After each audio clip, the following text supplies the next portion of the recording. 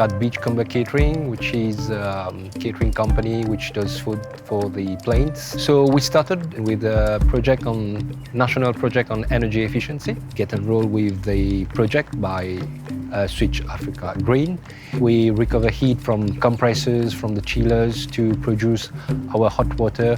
Before we're using the water heater, which we're using gas and diesel. Everything is planned so that to maximize use of equipment, to minimize fatigue of the manpower. We used this partnership to build the training for the drivers, to train our people to be internal auditors, energy auditors. It's not only about energy, it's not only about money, but it's about the planet, it's about the environment that is preserving our Earth. I know it doesn't stop here. There are more improvements to come.